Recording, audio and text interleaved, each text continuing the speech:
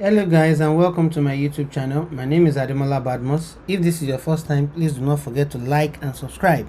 And equally, I would recommend that you watch the previous videos on Java and Selenium before you begin the Java and Selenium and Cucumber series, so it will be easier for you to follow through. This is not to say that you won't be able to learn this, but it will just make it easier on you, as important concepts have already been discussed in the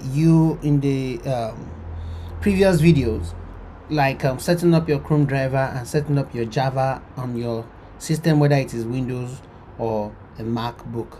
So moving on, in the last video we talked about how to create test steps, and we did create the test steps. We did also likened creating our test steps to what we do normally on our Excel sheet and how it relates to it. And we also mentioned how we can create test steps so that it becomes more readable and more fluid, and by using the and to chain sequences of series of actions. So in this video we are just quickly going to create our test steps. It is important to also say that this is the site that we will be automating, and what we are going to do is we are going to try to log in with 4 different users, and we would now see how we can optimize it. One of the reasons I said BDD is good is it allows you to reuse steps. You can reuse steps a lot, and you are going to see that come to play now. So in this video I've taken the liberty to edit what we have here, so it will just fit particularly to different type of users. So here we have a standard user and we have a glitch user. Now the test steps are almost the same. The only thing that will be different is the type of username that will be inserted and the result of that login. So if I insert a standard username, I expect the login to be successful and everything should be itch free. But when I insert a glitch username, I expect something to happen. Probably there's a delay, or probably maybe when I log in there'll be a distorted page, or probably something will be abnormal.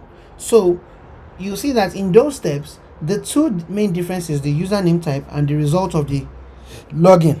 So I have created 2 test cases, one for the standard user, one for the glitch user. So here we have in total we have 5 test cases here, and we have another 5 test cases here, and that will make 10.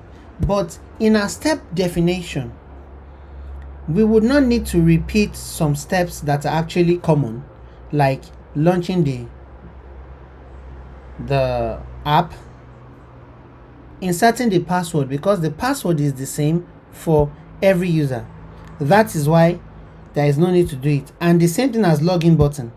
The login button is also the same everywhere, because this is the same place all users will log in. This is the same portal, so the same element ID taken for a login will be used, taken for the login button will be used for all users. So there is no point creating 4 test cases to click login button, or 4 test cases to insert the password, or 4 test cases to launch the site, because everybody needs to come here.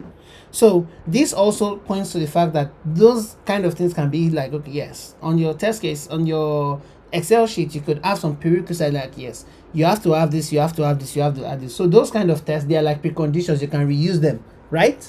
So that reusability comes to play in BDD. So we will not need to rewrite this. But how do we now write this step definition? We will be writing the step definition inside our Java class here, inside our Java source here. So we will create a package, just as I mentioned in the previous series with Java and Selenium. We create a package, and packages are created using lower cases. So with that being said, I'm going to create this and I'm going to name it step definitions. I feel it is befitting because that's what we are doing, or you could call it step implementations. So let's just call it step definitions, and inside it we are doing a login feature, so we could call it a login step, the login steps. So now that we've created the class that we will use, what do we need to do now? we need to create each step in it. Now, there is a syntax to it. The syntax is, you have a method, a public method, the public void method, but also you have an annotation of this action here. You would have it. So you would have you would have something like this at given, right? Then you will have this step. You will have this step in it at given.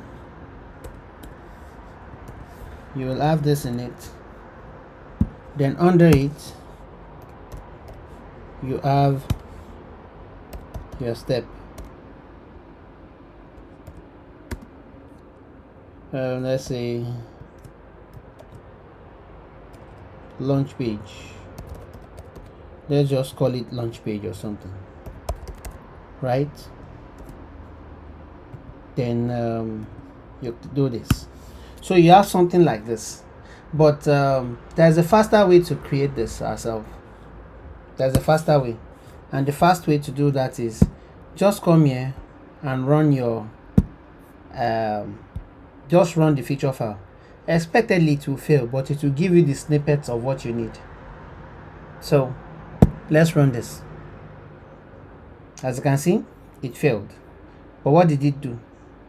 It gave us the snippets of the things that we need, right? So we can easily just copy this. We can have this, the first 5.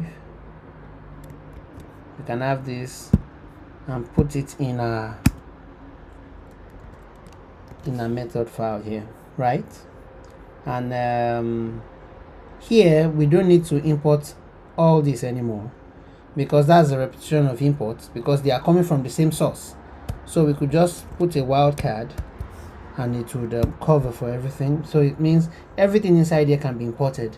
So in case we want to import something else, we could that has to do with Cucumber, we can easily import it. Like if we need it before, let's say we need it before, there is a before in Cucumber.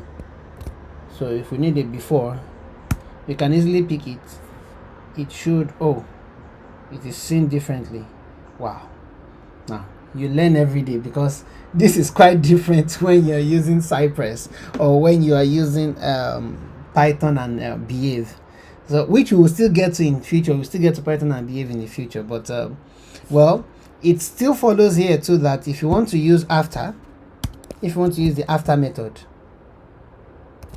if you want to use the after annotation, so you can still just use the wildcard and remove before, and both of them would work. So it still works the same way. Now that's interesting. So anyways, we need to first remove this to have that done, to have this gone, be gone. So now that we have the first 5 steps, I did tell you that this step will be reusable. I launch the swag because it is common to both of them, and the password and the login is common, so we'll not need that anymore. So we will need to get the insert glitch username. We need to get the insert glitch username and also the distorted page steps, and it is already done here for us. So we can see here, insert the glitch username. We can copy it. Well, I have a copy, so I can just copy it at once. So I can come here and put this, and also do this again. So the glitch username and everything is taken care of. You'll see that before I did this, let me just comment it out, or let me just Ctrl Z. Okay, so before I did this, you'll see that the insert password and the click login are not highlighted, because those steps can be reused, so there is no point recreating them.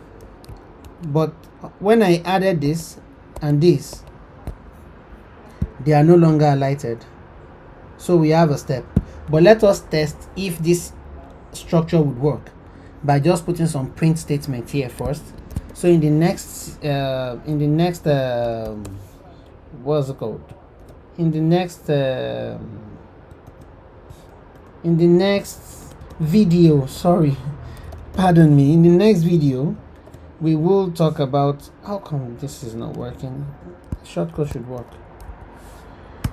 So in the next video we'll talk about the actual steps. We'll put them inside, but our approach to putting the actual steps will be different.